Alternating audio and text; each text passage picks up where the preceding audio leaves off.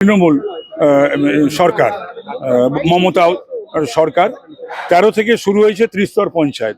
তারপরে যতগুলো নির্বাচন হয়েছে, সে পঞ্চায়েত ত্রিস্তর হোক, কর্পোরেশন হোক, মিউনিসিপ্যালিটি হোক, বিধানসভা হোক, লোকসভা হোক এবং উপনির্বাচনে এত বাড়াবাড়ি ওরা করেছিল না, এত বাড়াবাড়ি ওরা করেছিল।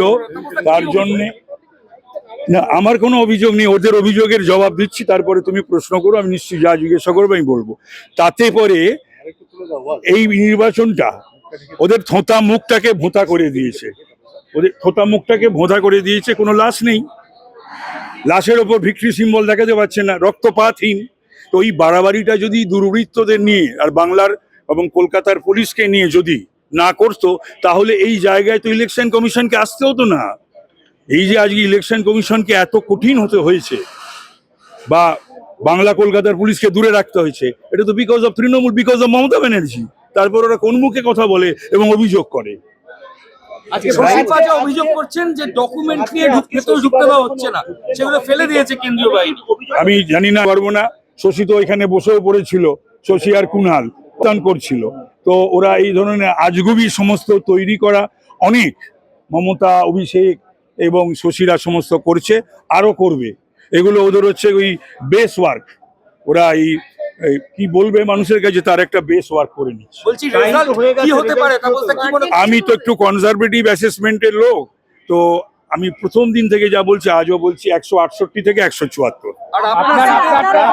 আমার সিটে তো আমি জিতছি, প্রথম দিন থেকে বলেছি 200% আমি নিশ্চিত।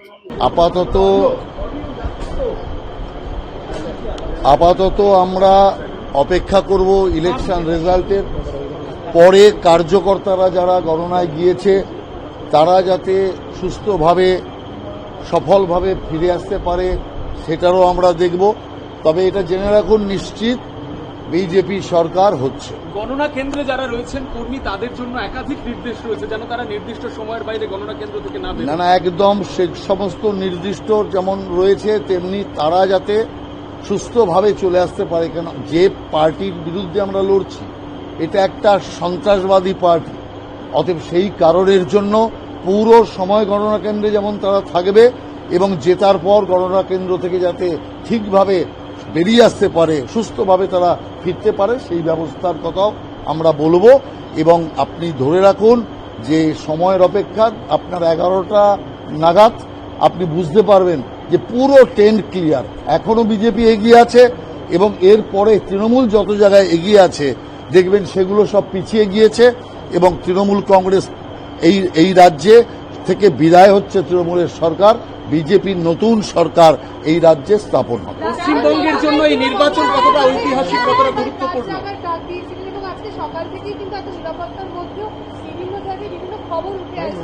না, দেখুন, তৃণমূল কংগ্রেস একটা বর্বরদের পার্টি, যে কারণে তারা বিভিন্ন গুন্ডাদের দিয়ে কাউন্টিংটা নষ্ট করার চেষ্টা করেছে, কিন্তু শেষ পর্যন্ত তারা সফল হয়নি। অতএব আমরা আমাদের কার্যকর্তাকে এটা বলেছি পরিষ্কার, ধৈর্য এবং সংযম রাখতে এবং পরিষ্কারভাবে ডেটে থাকতে, এবং তারা ডেটে আছে। এবং এরপরে তো আমি আপনাকে বলছি 11:30 12টার পর তৃণমূলের কার্যকর্তারাই, তৃণমূলের যারা কাউন্টিং এজেন্ট তারাই আস্তে আস্তে করে বেরিয়ে যাবে, তারা বুঝে যাবে যে এই যাত্রায় আর তাদের হচ্ছে না। অতএব তৃণমূল ওখান থেকেই পলায়ন শুরু করে দেবে, এটা পরিষ্কার। পশ্চিমবঙ্গের ভবিষ্যতের জন্য नहीं, वार्कर के लिए मैसेज यही है, डांटे रहे और वार्कर का कोई चिंता नहीं है। सत्ता हम लोगों को पक्ष में आ रहा है और पश्चिम बंगाल में पहला बीजेपी सरकार, भाजपा सरकार गठन होगा।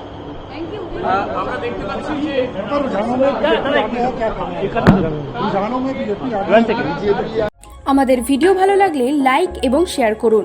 কমেন্ট সেকশনে গিয়ে জানান আপনাদের মতামত। আরও ভিডিও পেতে আমাদের চ্যানেল সাবস্ক্রাইব করুন এবং প্রতি মুহূর্তে খবরের আপডেট পেতে প্রেস করুন বেল আইকন।